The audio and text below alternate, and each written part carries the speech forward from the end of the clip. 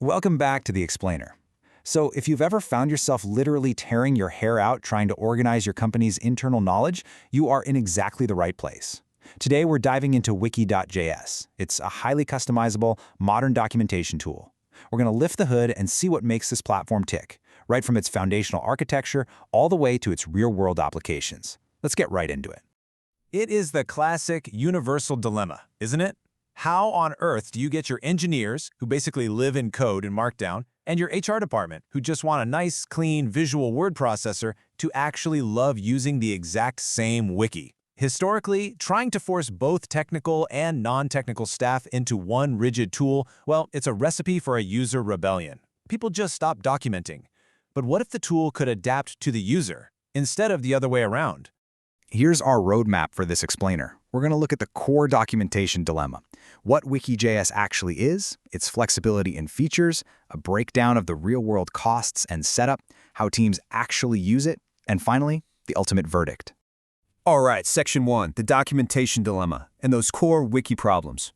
Look, the traditional one-size-fits-all wiki structure usually falls completely flat, and it's mostly for three key reasons. First up, older open-source wikis can just be incredibly dated and clunky. If your tool looks like it was built in 1999, modern teams are gonna resist using it for sure.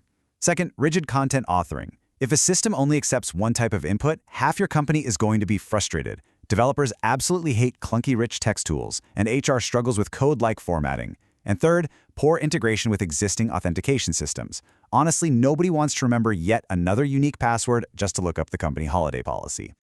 Moving to Section 2, what is Wiki.js? A modern wiki platform. So Wiki.js has actually been in active development since 2014, meaning it's evolved into a highly mature platform over the years. But the crucial part? It's built on Node.js and released under the totally free AGPL license. So why does that actually matter to us? Well, being built on Node.js gives it this blazing fast, ultra-responsive modern interface that just blows older platforms completely out of the water. And that AGPL license? That means you have zero licensing costs for self-hosting, and you have full permission to modify it however you want. Section 3, flexibility and key features. This is its ultimate superpower. Wiki.js's true superpower is how it bridges that skills gap we talked about earlier. It does this by letting everyone choose their preferred editor. So, your HR and policy teams, they can use a familiar standard visual editor, basically just a normal word processor where what you see is what you get. Meanwhile, your engineering and technical folks can write strictly in Markdown, which is that fast, code-like formatting they already use every single day. And if your web devs need to get really into the weeds, they can just use raw HTML. The beauty is it all lives in the exact same wiki, under the same roof. But everyone gets to use the tool they are most comfortable with. And beyond just the editors, Wiki.js plays incredibly well with others. It has these essential ecosystem integrations that seamlessly tie right into your existing tech stack. You've got broad single sign-on support through Google, Microsoft, LDAP, or OAuth. That means no more forgotten wiki passwords because it just uses your existing company logins. There's also a GraphQL API so your developers can build out custom automations. Plus, for teams with strong version control habits, there's a Git-based storage backend that lets you version control your entire wiki right alongside your existing code repositories. Section 4, cost and setup breakdown. Time for a reality check on the finances.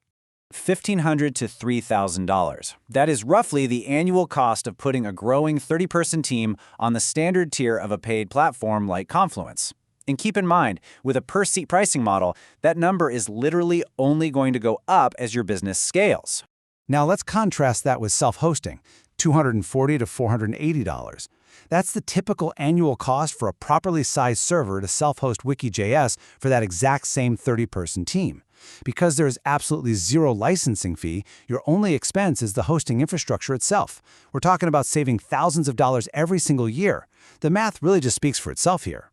But, cost isn't everything. Software philosophy really matters too. I like to use a sort of Goldilocks framing here when comparing Wiki.js to another popular open-source tool, Bookstack. If you want maximum customization, deep theming, and those multiple editors so the wiki adapts completely to you, Wiki.js is absolutely your go-to. But on the flip side, if you want a guided, much simpler, highly opinionated structure where the software essentially dictates a books and chapters format to keep everything uniform without any configuration fuss, then Bookstack might actually be a better fit. You really have to decide which philosophy suits your company's culture. Of course, those incredible cost savings do come with a catch. Self-hosting Wiki.js requires a moderate level of technical comfort. You'll need a server that supports Node.js and a database, like Postgres, MySQL, or SQLite. Deployment via Docker is highly recommended, and that usually takes under an hour if you know what you're doing. But it's super important to note here, there is no official managed cloud version. If you want Wiki.js, you, or a hosting partner, are going to have to set it up and actively maintain the server.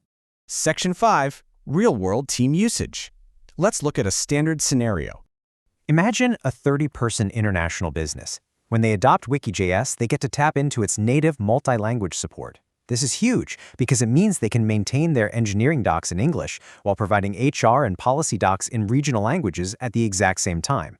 Pair that with Wiki.js's extensive custom theming options, and you're not just deploying generic software, you're creating a branded, globally accessible internal resource. When the wiki actually looks and feels like your company, it builds deep trust and drives adoption across all those international teams. Now, if you are planning to make the jump, here is a really solid, actionable 3 to 5 week migration path. Step 1, choose your editor conventions immediately. Decide exactly who uses the visual editor and who uses Markdown so it doesn't just become the Wild West. Step 2, plan your page tree structure before you migrate a single document. That avoids a disorganized mess right out of the gate. Step 3, set up single sign-on early to reduce friction for the new users you're inviting. And Step 4, export your old content, migrate it over, and run both platforms in parallel for a brief period just to make sure everything transferred perfectly. Section 6, the final verdict. Is this the right tool for you? To be fiercely impartial here, we do have to look at the limitations. That incredible flexibility of having multiple editors, well, if you don't establish conventions like we just talked about, it can cause some very inconsistent formatting across your pages. Furthermore, requiring Node.js and a database does mean a bit more technical setup than your simpler PHP-based alternatives.